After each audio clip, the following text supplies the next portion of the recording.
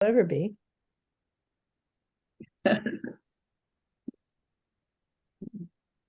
Well, good evening, everyone. I'm so pleased to see all of you. We are all, I'm saying that on behalf of the Weed Board. I'm a member of the board and also of the exhibition committee, and I'm acting as a co-host this evening together with Mary White and Christina Bertea.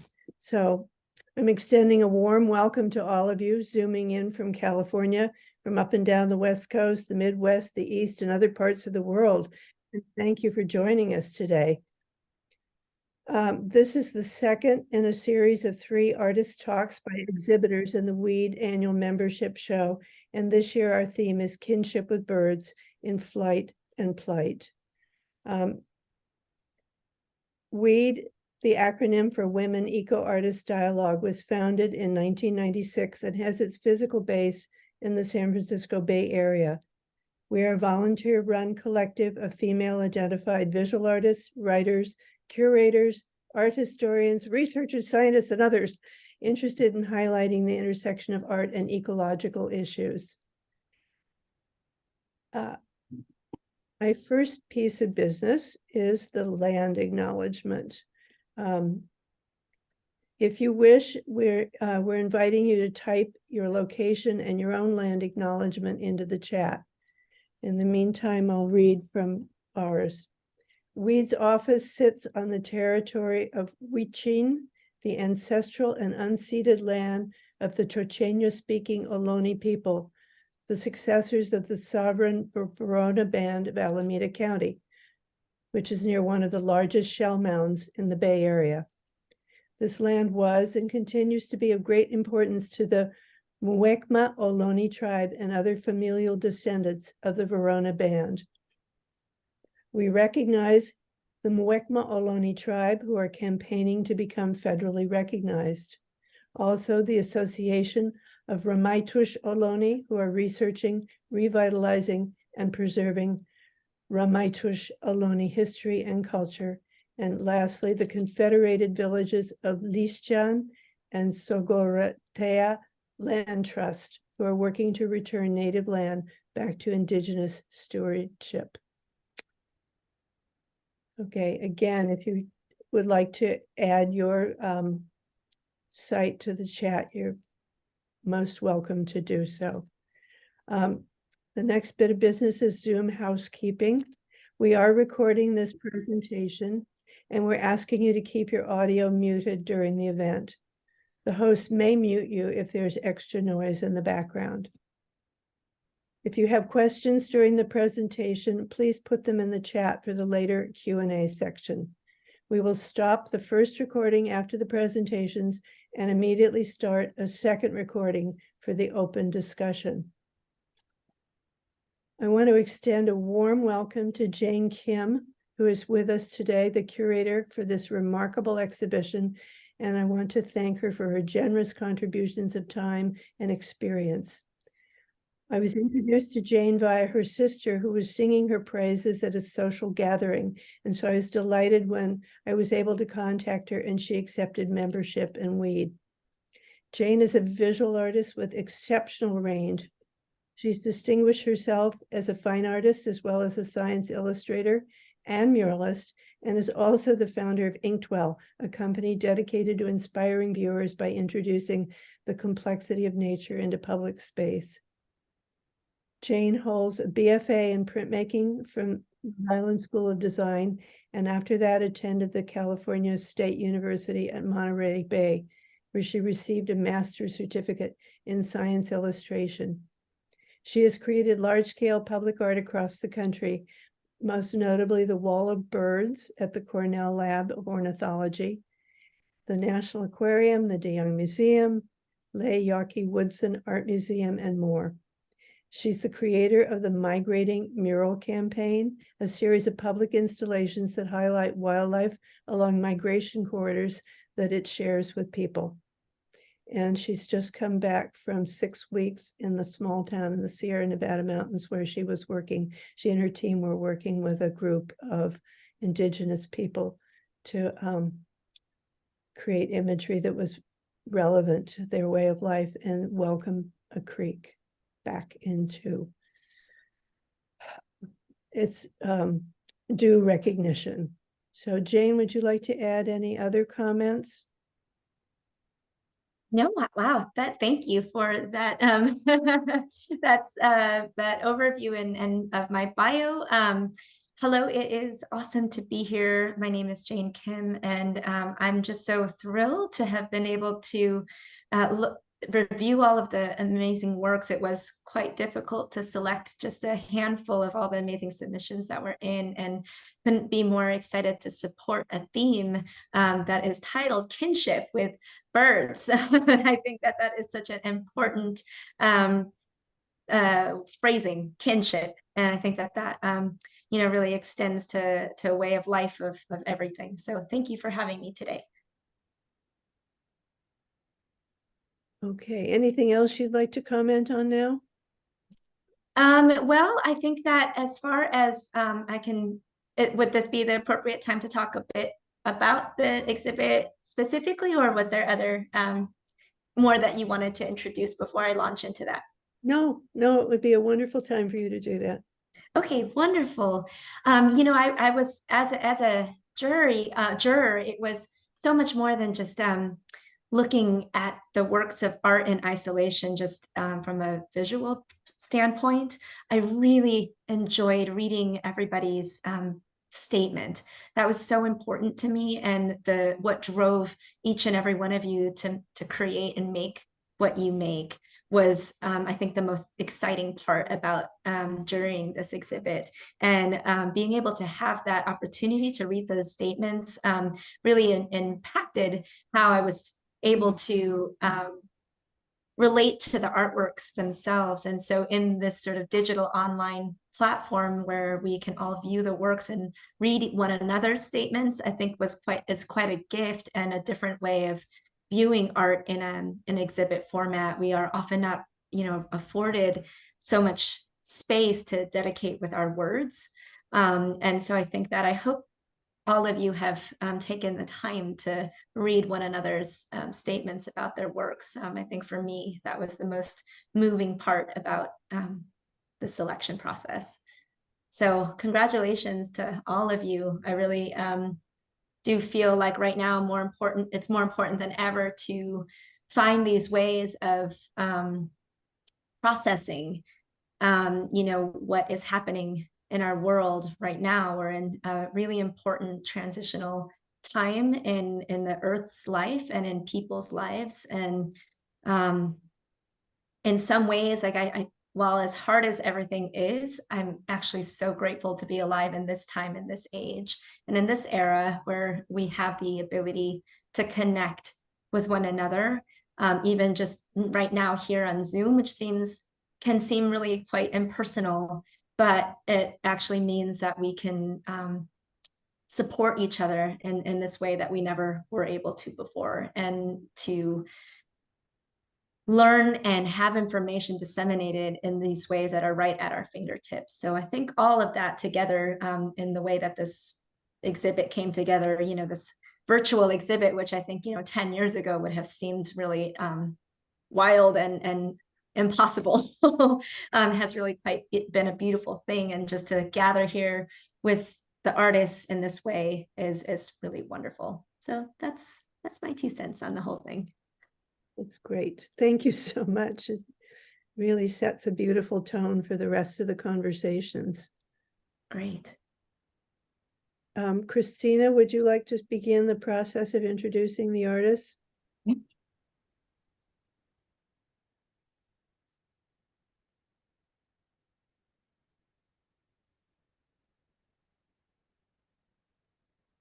Our first artist is Mary Apicos, and I believe she's going to screen share. So you need to stop your screen shares, Christine. Okay.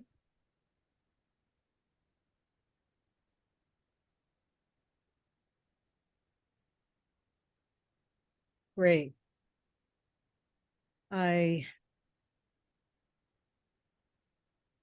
Okay, I want to just play. Play from start. Hi, my name is Mary Apicos, and I am going to be talking about a series of drawings of non-binary birds. These are birds that have both male and female sex organs, and on the outside have characteristics of both male and female. So these drawings I'm doing are very unlike anything else I draw, and some people might think of them as kitsch or camp. I think that they are just delightfully subversive, but I thought it would be good for us to understand something about kitsch and camp. You know, kitsch is not an art style, it's not an art movement. It's more about something defined by taste and access to money. Kitsch objects are thought to be mass-produced and disposable, cheaply made. The problem with that term is that it can hold things that fall outside of non-Western modernist aesthetic. So are there any good aspects then? Something redemptive about this? And yes, there is. I'm going to concentrate on the last point here that I want to make, that it can make visible something that had not been visible before. So why chickens? Chickens are everywhere.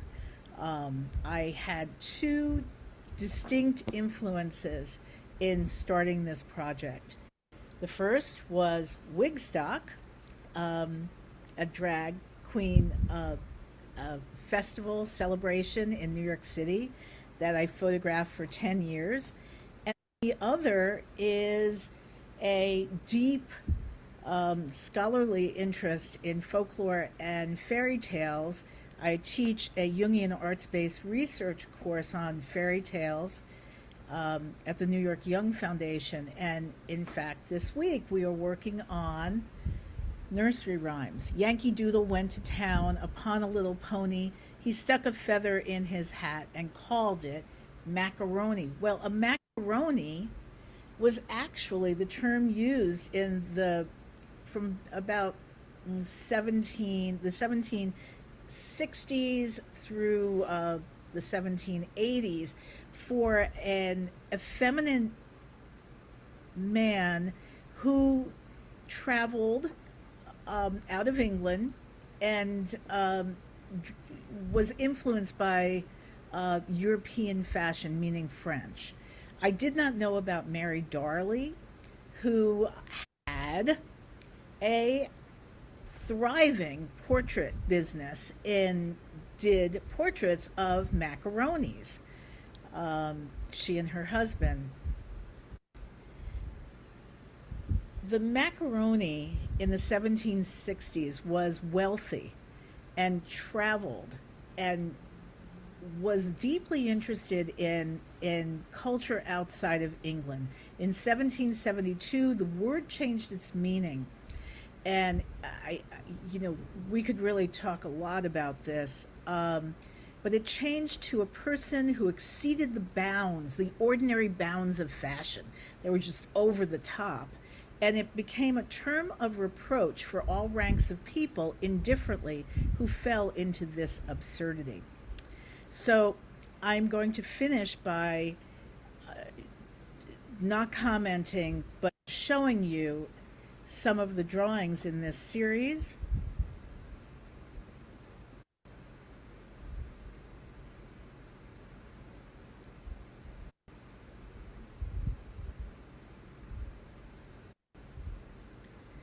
And thank you for your time. Sure. And thank you to I just stopped my screen share. Okay.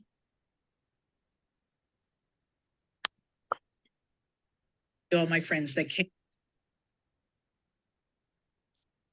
So thank you, Mary. And we're going to move on to Lauren Elder. Oh, already. Okay. Well, first a disclaimer. I know we were encouraged to address conservation issues in our submissions. However, as you can see, this piece sits squarely in the mode of inspiration, and it references the ethereal qualities of birds that have fascinated us for millennia: light and air, grace and delicacy.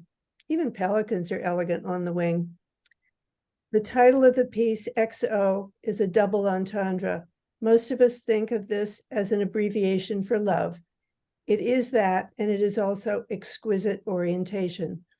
XO was a full-length ensemble dance work created by Bay Area choreographer Randy Povey, and it premiered at Joe Good Performance Space in San Francisco in 2017.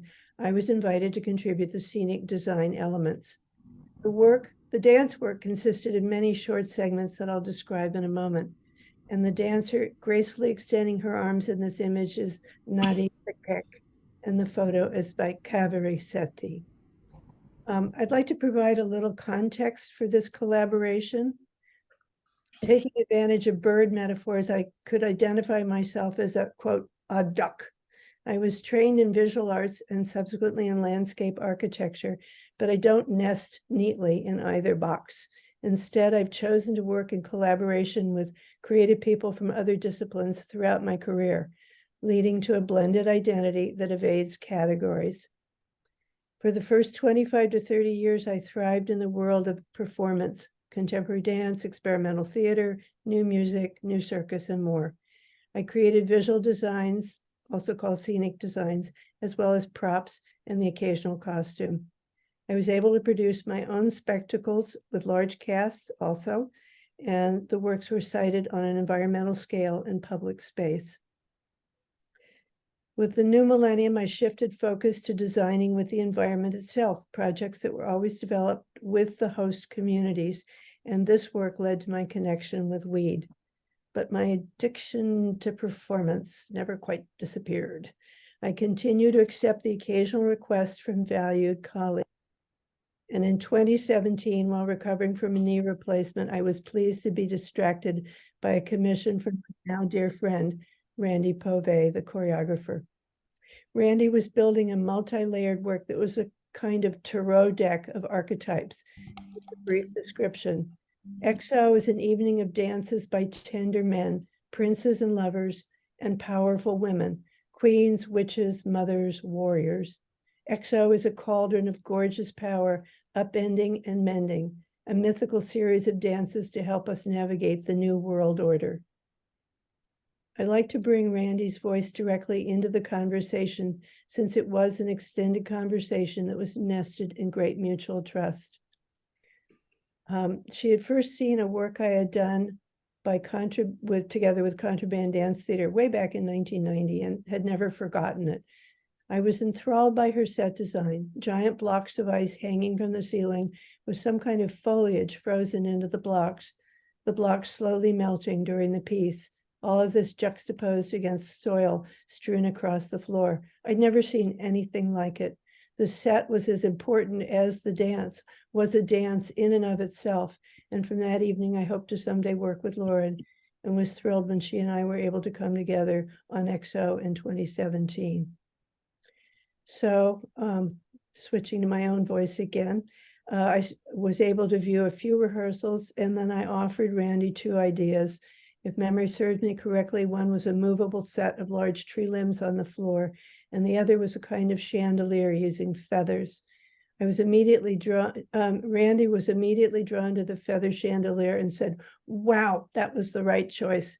Not only was it gorgeous, magical, and right for the piece, it also balanced the audience perspective for this high-ceilinged, oblong black box theater. So when you're working in 3 dimensions like this, you have a lot to think about. The piece was made of flowering branches, a long column of feathers, and bits of sparkly things, light, airborne, ethereal elements. In Randy's words, the chandelier gave weight to the dance, acting as a magnet, drawing the dancers upward, but causing us to root ourselves even more deeply into the floor, the earth. It worked for every character and aspect of this evening-length performance: group pieces, solos, huge dancing, subtle, nuanced dancing. It was marvelous, and I'm so excited to work with Lauren on our newest project, Sisters, set to premiere in San Francisco in August of the coming year, 2024. That's me. Awesome. Thank you. Welcome. Next we have Marguerite Elliott.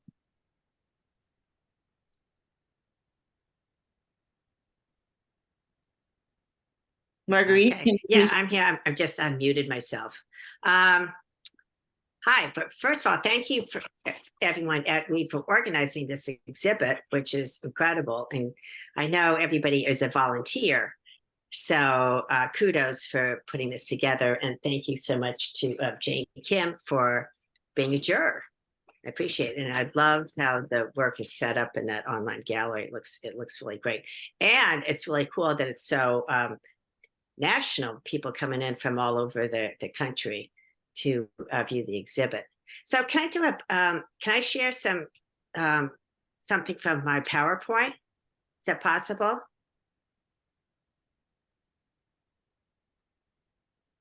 Oh, that means screen sharing. Yeah, can you do that? It seemed like other people were doing a screen share or Christina, not. can you organize that? Pardon? I just asked Christina if she could organize that. She did it for the. No, she would have to be a co-host, and I All think right. That's okay. I didn't know how other people did the screen shares, but this is fine.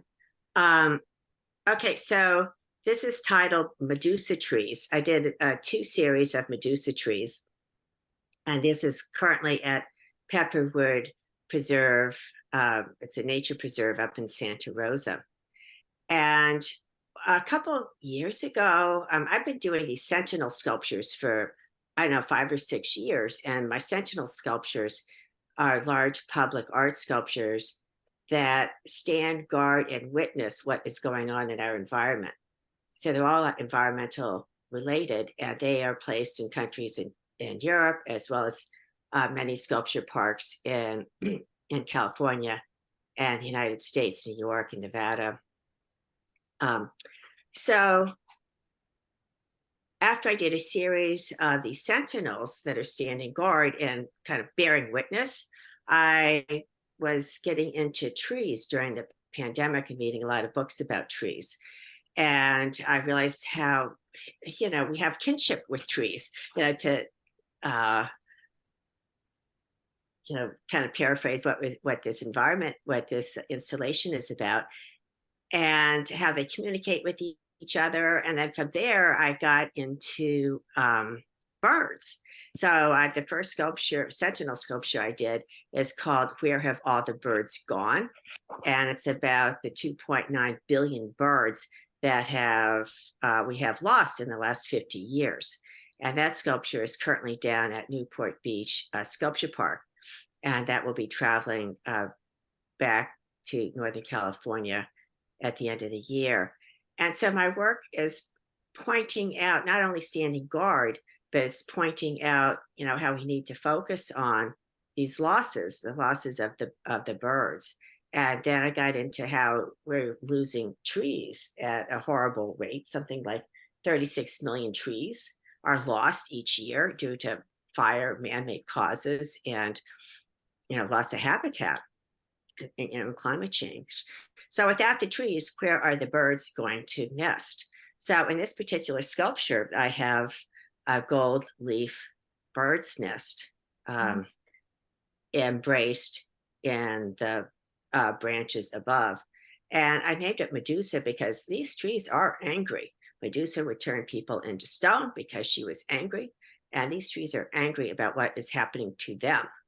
And the gold leaf bird's nest represents the destruction. Without the trees, we're not going to have birds. And without the birds, we're just losing everything. So the gold leaf bird's nest also symbolizes hope. That if the tree is holding out hope that it will survive and that the birds will come back. So that's pretty much it about, and also 1 in 6 trees are faced with extinction. I have no idea how many birds are faced with extinction. But I see this natural relationship between trees, birds, and kinship. We have kinship with that. They have kinship with us. And as far as I'm concerned, we're blowing it. And what also I am working on is creating sound that will link all my different sculptures around, like the sound of birds. When I was in France this past summer at an artist residency, I recorded incredible bird songs over there. And that's because there was a lot of trees and it was a protected environment. And you just don't hear that in Northern California. I'm just north of San Francisco. So I'm working on, what I'm looking for is somebody that I can collaborate to have sound connected with these sculptures that are all out in the public. And I very much believe in public art because it is visible to everybody and takes it out of the preciousness of the gallery system. And how I was thinking about doing them, then just having QR codes so people could listen to it, on their phones, of what the birds would be like in this area, what they might be like in the Arctic Circle, where I have a sculpture there, or another sculpture, in New York. So if anybody knows people that work with sound and might be interested in collaborating, I love collaborating with other women artists. And that's it. So thanks again for being here. Great, wonderful. It's great to see everybody. Thank you, Marguerite. Next, we have Sarah Gevertz. Hi, thank you. Actually, the last speaker with an extinct bird is a great jumping off point for mine, which is really about an extinct bird. I want to give a little background of myself because that helped, I think, help situate where how I approach a lot of my work. Because I'm very interdisciplinary. My undergrad was ecology, behavior, and evolutionary biology from UC San Diego. Then I went on to get an MFA in digital media art at San Jose State University. And I'm currently an assistant professor of animation out in Auburn University in Auburn, Alabama. We have lots of trees here, so a little different than Northern California, where I grew up. And I've really been interested in endangered species, endangered birds for a long time. Actually, in college, I spent a summer working on trying to list the tricolored blackbird on the endangered species list, which is a endemic species to California. And so I just sort of kept going with endangered species.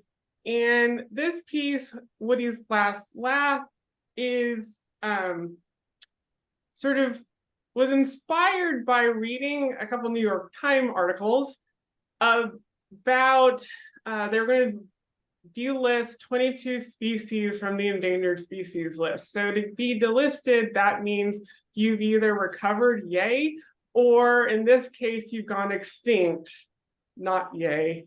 And one of the animals on that 22 was the ivory-billed woodpecker, which is actually found in the southeast America, kind of where I'm at now. And that bird was really interesting because apparently it was an inspiration for the iconic Woody the Woodpecker, which most of us know with, the iconic laugh. And so when I realized that, I was like, oh, that's really interesting. And so the influence is gone. What happens if I take Woody out of his cartoon?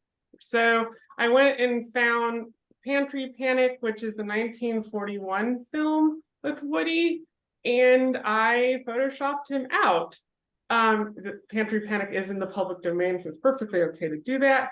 And actually, sort of interestingly, this 1941 was only 3 years.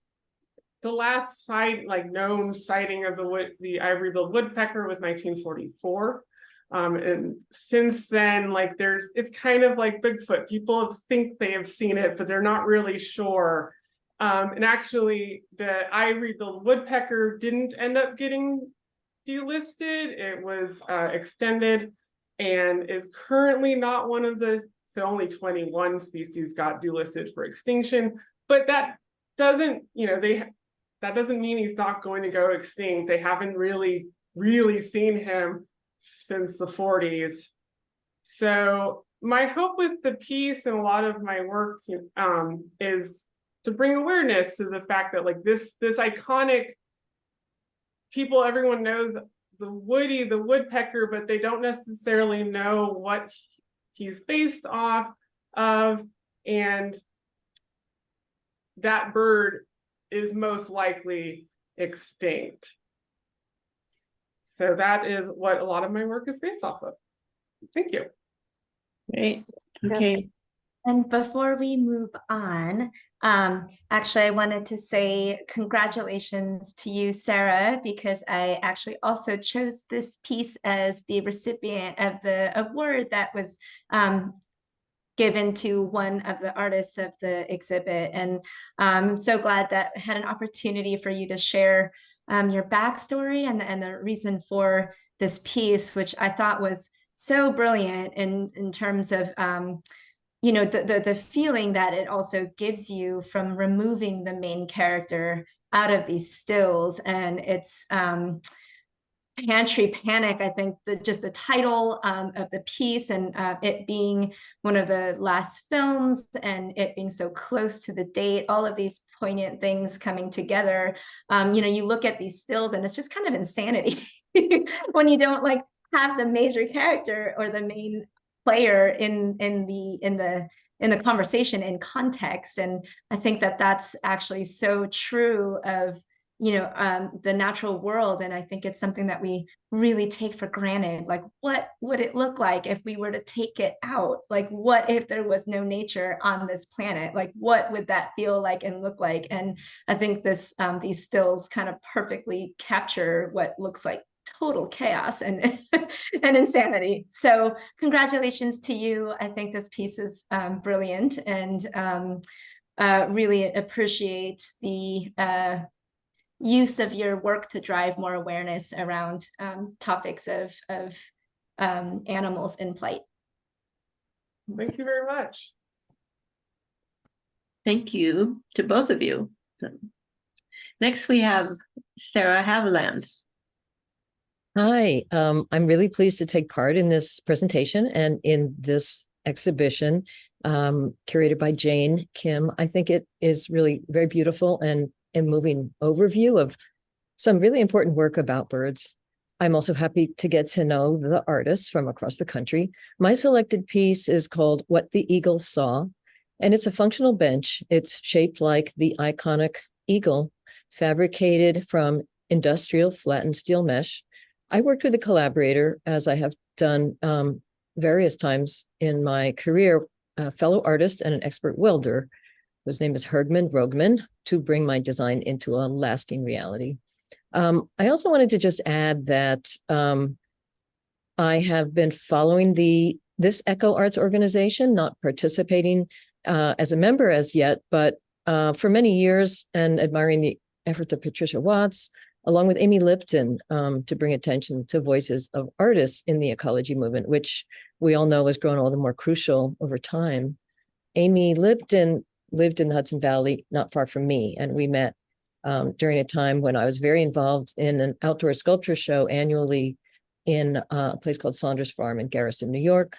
And that community of artists called Collaborative Concepts helped to nurture some of my own projects on the subject of birds, as well as winged human bird figures, which has been an ongoing theme of mine. So this sculptural bench takes the shape of a grand bird with open wings.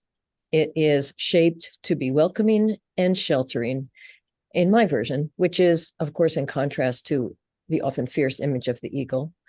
This abstract form depicts a majestic eagle, which recalls stories and myths that are from indigenous, national, and multicultural sources, as well, very importantly, of the human desire to fly, a theme that I am obsessed with, it seems.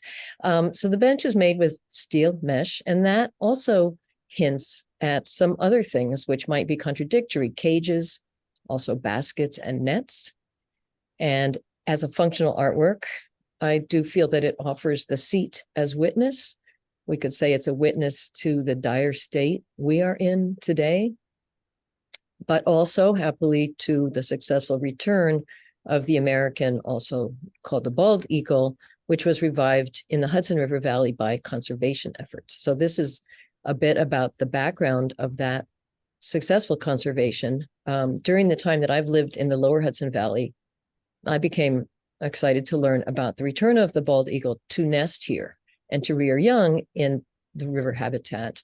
This region, which is just about an hour north of New York City, in this region, as elsewhere, eagles were once at risk in the entire state of New York due to the weakness of eggs, primarily from ingesting DDT and heavy metals, and human advance into their breeding grounds. So it was in 1972 that DDT was banned. And in 1973, the Endangered Species Act began the legal protection. But it was in 1976 that the New York State Bald Eagle Restoration Project was initiated by several agencies. And it's a really interesting story. They brought, it's been repeated in, I think, other areas with other birds, but they brought juvenile eagles from other states, especially Alaska. And not knowing if this would be successful, they were hand reared and very carefully until they fledged, and they learned to hunt without their parents. And then very fortunately, they returned to nest in that same area. And I learned that the last native pair of bald eagles from this region of the Hudson Valley, whose eggs did not hatch, were also enticed to rear new young. And this helped to continue the growth of the population, which began with, it came to about nearly 200 eagles were released up until 1989. We can move forward and learn that in 2007, the bald eagle was removed from the endangered list in this area. And by 2017, there were some 323 nesting pairs in New York State. And this year, it's even been reported that there are bald eagles, 4 bald eagles that live in New York City, Staten Island being one of their locations. And they have apparently hatched maybe up to a dozen small eaglets. I'm going to just add that I was encouraged by another member of WEED who's part of this exhibition and presented the last time. And I believe she's here, Jane Ingram Allen. Jane gave me a chance to create another bench in sustainable bamboo. That one was based on a black kite, which was related to the location for her International Environmental Art Residency in Keelung, Taiwan. And she also supported a proposal I had to the Fulbright Foundation to return to Taiwan, which I did in 2018. And there I taught a graduate course in collaborative environmental sculpture and pursued my own research into human-bird connections in Chinese and Taiwanese culture. This research has since expanded. My ongoing project is called Becoming a Bird, which you can find on my website, encouraging awareness of birds around us and their importance in our lives, and especially our imaginations, acknowledging our human impulse to project onto nature. I want to encourage identification and empathy. So my goal is to share these visions to promote contemplation of crucial connection to birds, especially in these times. I do have some other links that if people want to, I'm sure you can find other links, but for helping to save eagles, and I can add them or add one of them at least into the chat. Thank you. Wonderful. Thank you very much. And next we have Betsy Jaeger or Jaeger. Good evening. Thanks to everyone for being here, and thank you to the WEED staff. I'm honored to be included in this exhibition. When we built our house in West Virginia 45 years ago, 2 of the first gifts we received were a bird feeder and a field guide to bird identification. Since then, wild birds have been an integral part of our household. The days that hummingbirds and juncos arrive and depart are always marked on the calendar. During the winter, we often get chickadees and tufted titmice to eat seeds from our hands. Our dining table looks out through sliding glass doors to where the birds come to eat and bathe, so we see them all the time. They're the spirit of the place. West Virginia has been a fossil fuel extraction state for most of its history. In earlier days, a canary was kept in underground mines. Canaries are more sensitive to dangerous gases than humans are. If the canary died, the miners knew there were dangerous gases present and would leave the mine. The bird seen here is an American male goldfinch, which flashes its bright yellow feathers during the summer. While it is not literally the canary in the coal mine, its plight is directly linked to the extraction and burning of fossil fuels. Where I live, all the deep coal is gone, so surface mining and now fracking are prevalent.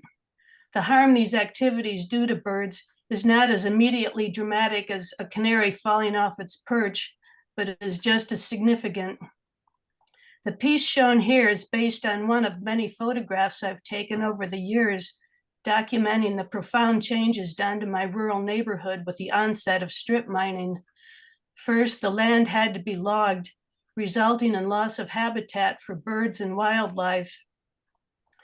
Here, actual twigs are glued in place to show the wasteful cutting of timber, which is usually left to rot, while the land is blasted, bulldozed away to eventually expose a thin seam of coal. The dull gray colors indicate the loss of anything growing in such a landscape. Further, streams become toxic when surface water and air are exposed to pyrite, a solid white waste byproduct of coal mining. The chemical reaction creates sulfuric acid, which is highly corrosive. It breaks down surrounding rocks and causes toxic metals to enter and dissolve in the water, referred to as acid mine drainage. Beyond the immediate impacts of strip mining, the burning of fossil fuels is having a major impact as well. Because of climate change, spring heat waves endanger young birds in the nest, and the heavier rains we are seeing here in Appalachia can flood nests and hinder parents from feeding their chicks. So indeed, I regard this goldfinch as our canary in the coal mine, along with many other species we see. I do participate in the Great Backyard Bird Count every February with the help of the Merlin app and keep a list of all the birds we see. Sadly, we are seeing fewer birds and fewer species than we did 45 years ago. I would like to acknowledge a papercraft artist in the Netherlands, Johan Schurft, whose website has provided me with a lot of templates for making three-dimensional paper birds like the one seen here. I will put the link to his website in the chat. Thanks to Weed and everyone for the chance to participate in this very important subject. Thank you. Thank you. Next, we have Deborah Kruger. Hi, everyone. So my name is Lucky, actually. I am a studio assistant at one of Deborah's studios in Chapala, Mexico, and she's feeling under the weather, so I will be doing her presentation today.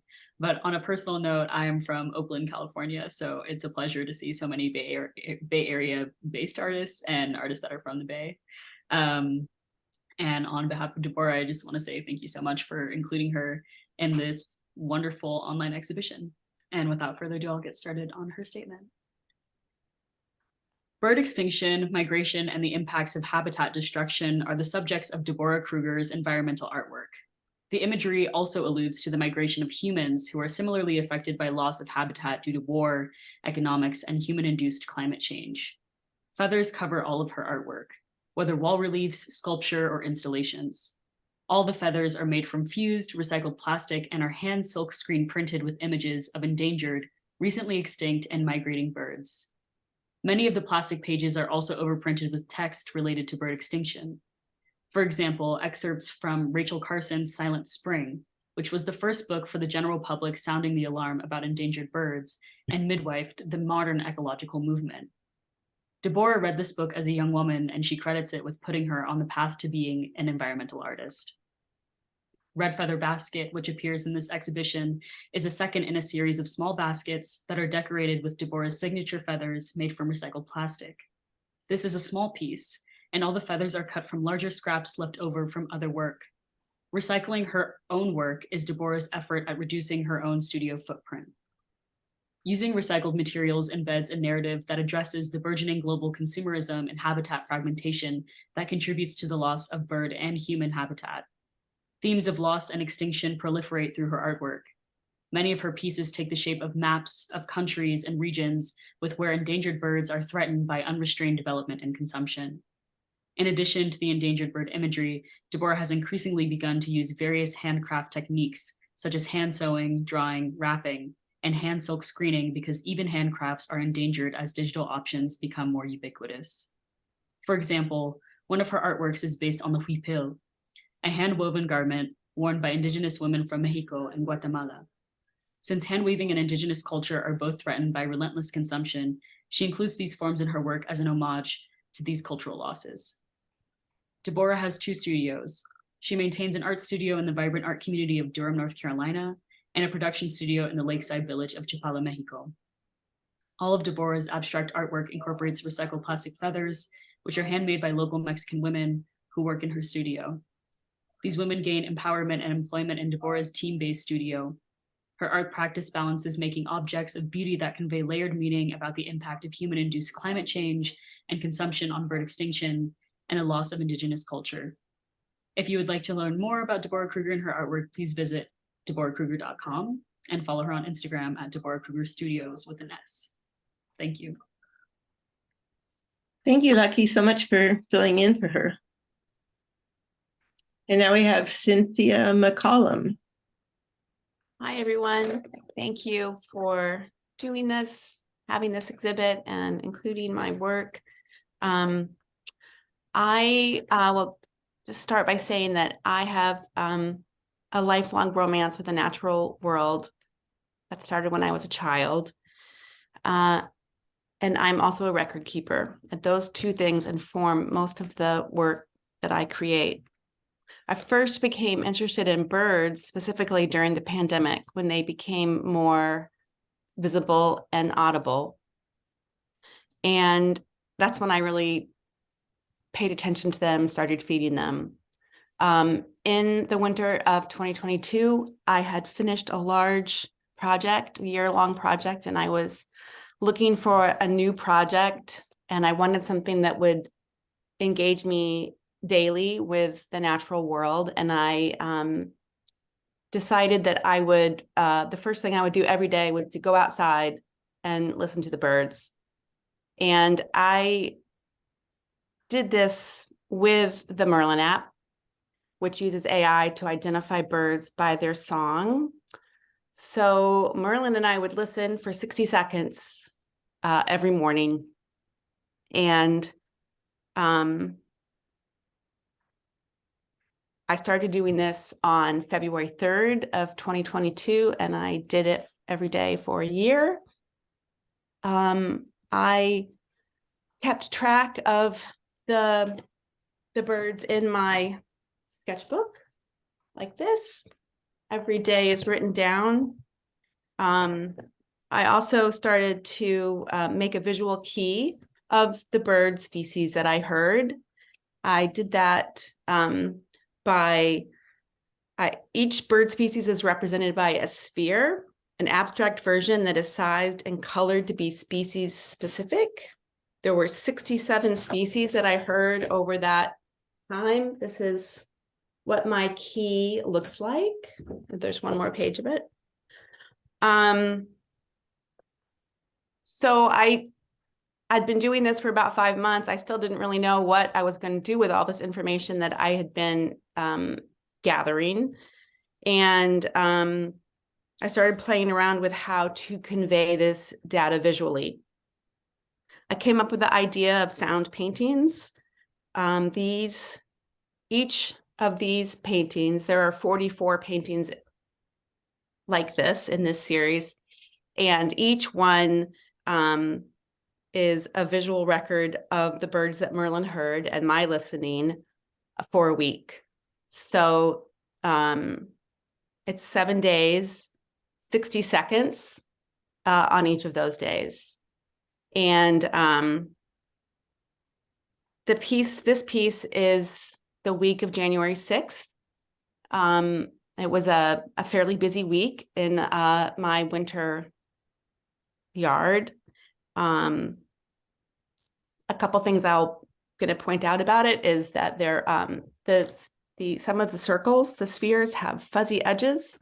Those indicate an invasive species. And also on this particular piece, there are 3 birds that Merlin told me were rare or unusual. Let's see if I can quickly tell you what those are.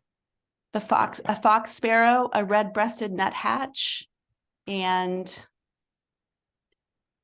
a yellow-rumped warbler.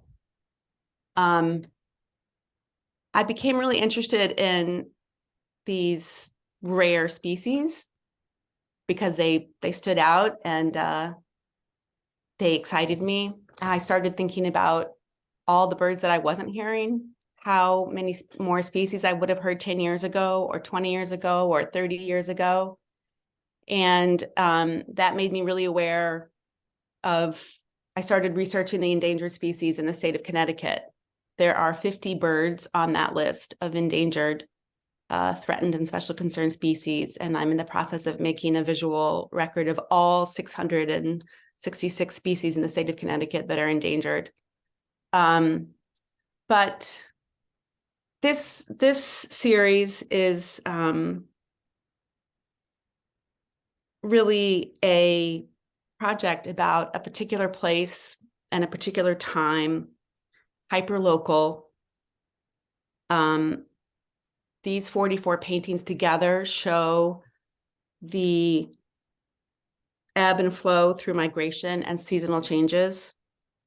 And my goal in doing these was really to raise awareness about the plight of birds, but also to try to ignite people's joy in the natural world and the deep pleasure of listening to and identifying birds, because I feel like it's a way into people's hearts. If you can make people care about something specific, then in the natural world, they'll be more concerned about trying to save it. So I think that's all I wanted to say. Thank you again for having me. Okay, excellent. Thank you. Next, we have T.C. Moore. Hello, everyone. It's a pleasure to be here. I am an environmental artist and I live in Eugene, Oregon.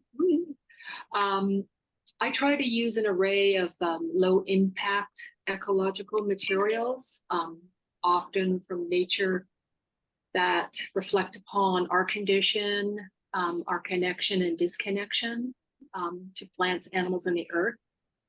And I was attracted to this week call because, probably like most of you here, I love birds and I'm concerned with their plight. I am not a scientist, but I have noticed that my bird feeder, that there are fewer birds and there are fewer variety of birds that show up to feed. And I've also noticed that I hear less of their songs, and this makes me feel sad, ancient, disappointed, and angry. And as an artist, I'm often asking myself, what can I do as a concerned citizen in the face of uncertainty as it relates to our climate crisis? The work that you see here, I came up with this idea about how I wanted the viewer to reflect on what is going on this big and beautiful planet. So I asked myself, what media type can I use that reflects? And this is when I started to use mirrors. So I went to Goodwill and Etsy and I purchased some old mirrors because, you know, reuse, reduce, and recycle, etc. Plus, I had no idea whether what I was planning to do with the mirrors would work. I instantly liked the old frames around the mirrors because I felt that they embodied the distress of our environment. And what I did in terms of process is I took the mirrors out of their frames, and like this image here, which is an Amsterdam albatross wing, I make first a drawing, and then I transfer the drawing to a mask, and then I cut through the mask with an X-Acto knife, and I placed it on the mirror. I then etched the mirror with armor etch. Not sure if the idea would work, but as you can see, it did. The image representing but a wing of an Amsterdam albatross expresses this bird's fragmented or cut off condition in its ecosystem. The etching is ghost-like and white, which makes it somewhat difficult for the viewer to see the image depicted, not to mention photograph. However, in searching for the image, you're also distracted by looking at yourself. We are all responsible to varying degrees for our present climate crisis. And I feel we need to take a closer look at ourselves. I believe as artists, we have the capacity to make lasting, transformative impacts where we can change the conversation, or even just have a conversation like we're having today on Zoom, that may potentially lay the groundwork for future successes as it relates to our shared carbon pollution generation. And thank you for listening. Okay, thank you very much. And next we have Carolyn Worth. Was Carolyn able to join us on our Zoom? Yes, I'm here. I just unmuted myself. Thanks. Well, I wanted to start by thanking Weed and Jane Kim for devising this truly national or even multinational virtual exhibit. And this piece that you're seeing is part of a series of photographs that were taken in my old studio. It's a photograph of an installation that used 2 overhead projectors and a handheld video projector. And then I photographed the installation with my iPhone. I began the series before the pandemic, but I really enlarged upon it during the pandemic because my studio was one of the few places I could go. And of course, the pandemic gave me more time to look at birds. I began to think about the term trash birds or garbage birds, which I heard a lot growing up, and it seemed to denote bird species that somehow managed to live alongside humans, like the house sparrows pictured here, Canada geese, and others. I grew up in an urban part of northern New Jersey, and sparrows, house sparrows, were my gateway birds. They were some of the only birds that could live among the pavement and brick buildings. And I loved watching them. They were the only living things sometimes in what seemed like acres and acres of asphalt. So I was astounded to read recently that English sparrows, or house sparrows, interchangeably as they're called, are in decline. What I read said that in Great Britain, their native range, they've declined by 60%, and it's unknown how great the decline here is in the United States, because it's beginning to be studied here. No one really knows why this decline is so significant, and the birds themselves seemed so hardy and resilient that I always took them for granted and never thought of them as being a species that could be particularly affected by something like climate change. So this particular piece uses a lot of plastic waste and some garbage and some trash, which refers to the concept of trash birds. I drew on the plastic, I knitted it into other shapes, and I projected the whole onto other drawings and small sculptures and photographed that, as I said. So here you see the sparrows as being somewhat small and distant, surrounded by plastic and diminishing in their environment. Now I live in Massachusetts among many more birds, and I'm fortunate to see them often, but they still seem miraculous to me in their color and beauty and their mysterious and migratory lives. Thank you. Thank you. I just want to remind everyone that on December 5th, a Tuesday at 6 p.m. Pacific time, we'll be having the third group of artists speaking about their work in this exhibition. Thank you.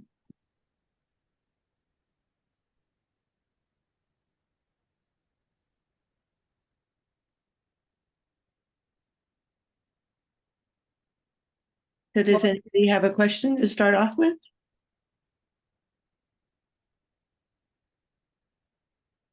We want to thank you all for coming. We're going to stop this recording and start a new recording. So just hold on and put your questions either in the chat or raise your hand. Okay.